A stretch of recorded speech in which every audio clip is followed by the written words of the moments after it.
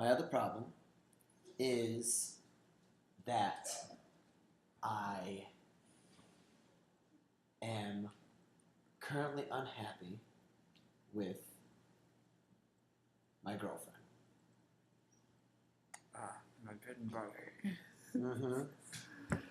Okay. Well, put it this way, this group I was in was a social group, so not too many of us were in serious relationships. Okay. However, there was one relationship Mm-hmm. between one of the girls in the group Mm-hmm. and my best friend, who was also in the group. Okay. Now, she was mad. I'm going to tell you a story, and this is how I worked out the problem. Mm-hmm. She was sad one day. And instead of him consoling her, being nice to her, trying to tell her it was okay, which was what he should have done, he talked to me the whole lunch period. Then she got pissed at him for not doing so. And she brings it to the attention of the group, and now he's like turning red with embarrassment, and I'm like, oh God, this is not going to end well for anybody unless I fix it. So the group is spitballing ideas like maybe you guys should not hang out. Maybe you guys should, I don't know, maybe explore your options. I'm like, no, it's 2 weeks to turnabout. They're going together. We need to fix this now. Okay. First thing I say is that, first of all, the most important asset any guy can have is the skill of listening. Okay. No matter how much the sound of what she's saying and the tone she is saying it, listening is the most valuable asset. Tone, contents, actual phrasing. Okay. Yes. If you don't pay attention to what she's saying at all, she's going to get pissed. Right. If you don't pay attention to the tone, you don't know what her mood is. Right. If you aren't listening to the words she's actually saying, you have no idea what the problem could be. Mm-hmm. This is what I told him. Although I was also somewhat swaying when I was doing this and hitting him on the head with a juggling pin. So, 5 days later, it's happening again. Mm-hmm. And his first instinct is to talk to me. Mm-hmm. So he says, Ryan, this is what I do to him. 10, 15 minutes, she's calming down. He's at least faking that he's listening and understanding exactly what she's saying. I'm not sure if he really did. I was too busy looking at the girl over here because I had a huge crush on her, and I was trying to pretend I was looking at what was going on over there. She was in like the perfect spot for me to completely fake I was looking at her.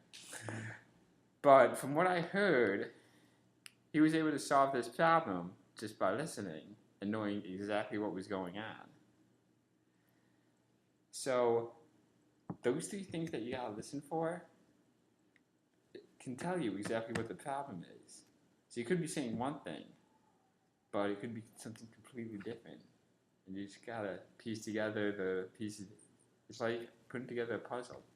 You gotta find the pieces that you don't have and put them into the right spots. Because a piece, you may think you need a piece that goes in the bottom corner, but the real piece that you need is in the dead center. In order to see the entire picture. In order to see the entire picture. Because if a girl is telling you what's wrong, she may not tell you everything. Mm-hmm. But you got to take the information you have. It's like, also like when you're reading a book, you don't know what's going to happen when you turn the page, but it's up to you if you turn the page or not. Mm-hmm. It's all about what happens next and how you're going to lead from what's happened to what the actual problem is to what you're going to say to resolve the problem. Okay. What is your what is your direct suggestion then? Well, my direction, well, to get to the conversation to listen, you need to start the conversation. And you need to start the conversation to get to her, what she's saying with the tone, the attitude, and what she's saying to find the problem, to figure out how you're going to fix the problem, and then how it's going to be resolved. I think that is wildly brilliant. And that certainly gives me a different perspective of the way you should actually handle things all the time. You know?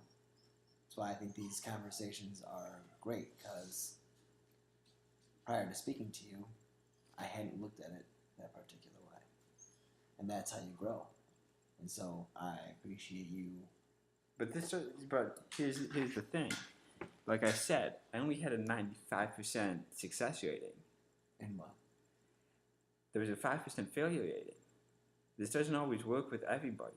It's going to work. I imagine it will work for you and Chris, but there is other problems of somebody disrespects you when you're trying to fix this problem. And that's a whole other set of rules, which I have yet to discover how to resolve those problems. I mean, sometimes people need a mediator. And when you have a lot of friends, it's easy to find a mediator. A mediator? There was this girl in the group who was also trying to help this special needs person. Mm-hmm. He had a very, very aggressive form of autism. Okay. Which I kind of understood. Sure. So, one time in the group, when we broke off into groups for them to talk about something else, I sat these two down and said, you guys need to talk this out. Mm-hmm. And I had to mediate because this kid was saying one thing that she wasn't getting, but I understood. Mm-hmm. And that problem resolved.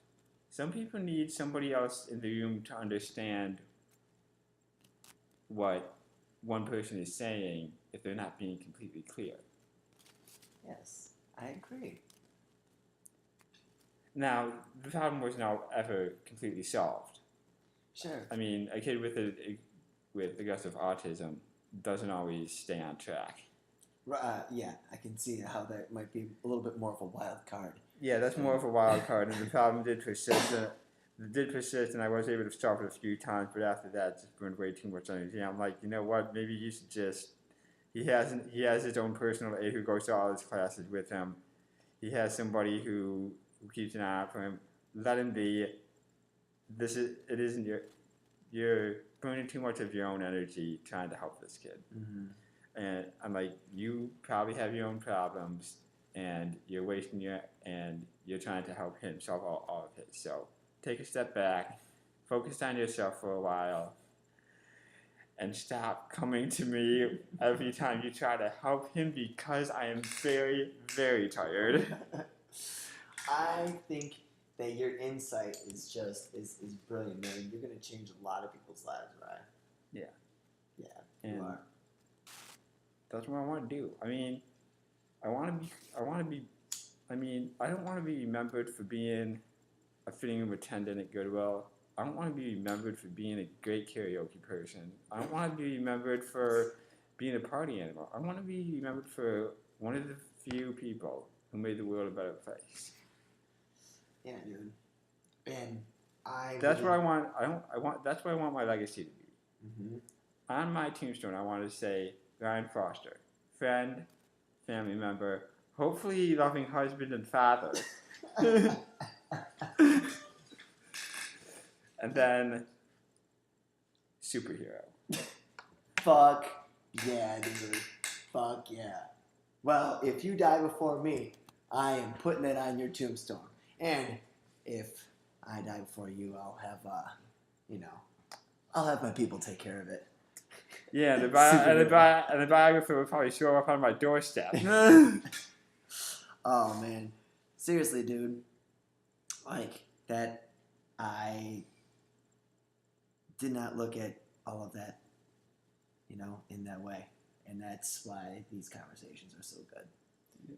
I'm blessed to have advisors like you, Brandon, GD, Jeff, like my whole crew. Yeah, see, the thing is, people who have the problem can't always see how to solve it, which is why it's good to have people on the outside looking in, because they can see, the outside, because they can see both ends of it. Right, they have a perspective that you couldn't possibly have because you're in it. Exactly. And when you're when you're having a problem in the middle of a problem like this, you don't know. You're not going to think, well, how do I resolve it? What do I need to say? What do I need to listen for? What do I need to do? But you have that person on the outside who can see that. And sometimes you just got to ask, is there a way I can fix this? You got to go to you got to go to Zonic. You got to go to GD. You got to go to Gina. You got to go to Micah even if you have to. Micah is certainly brilliant. Me and Micah are pretty much at the same level of brilliance. I mean, me and him see this stuff because because out of all of us, me and Micah have known you the longest. Yes, and you and Micah do share a brilliance that I don't quite have, and it's what makes you guys such good friends. Yeah, you know what I mean. But yeah, because me and Micah have known you the longest. We know how you handle things. We know how you do things. And we know you have the skills because you taught us. You taught us that listening is the most valuable asset. You just don't always think of it when you're the one having trouble. Right. Yeah. Yeah, man. It's why, with my career, I don't just want to put out information because it's the community, it's the people around you that you can bounce your ideas, your feelings, your fears, your excitement, your all that shit together with. That's what makes it manageable, not just knowing more shit. I mean, that sharing that stuff when you're not struggling and you're creating shit is awesome, but then being able to use it to help people see their challenges in a different way so they can solve them, that's what it's all about. Yeah. And me and Micah do share that brilliance of knowing that what you taught us, we have to remind you that that's what you got to use. Yeah, man. That is awesome. Late night talks, right? Late night talks. I do like the way that you came to me, and I could tell that you were emotional when you were asking me, if me and Chris split up, and then you said that it really touched my heart when you said you checked Facebook at night to see if I had changed my status, so you would know what's going on. Oh, it's funny. That is that would have been very rude of me to do it. But like I said, man, breakups are a process, just like getting together. Just because you have sex with a girl does not mean that she's your girlfriend. It just means you're on your way. She may or she may not. And same thing when you send a girl home, and sometimes it's the final straw, sometimes it's not. But nevertheless, at some point it's got to happen. If you feel as if that you can no longer serve the situation, and that's the way that I felt. So ultimately, I had to reposition her in my life for a moment so I can gather my bearings and think on my own, so I can really understand either what I need to do to fix it or what I need to do to learn from it and move on. Talk, listen, analyze, think, resolve. What was the first one? Talk. What about listening? Was that in there? Talk, listen, analyze, think, resolve. Okay. What if I do all that, but I still feel like shit? Call me.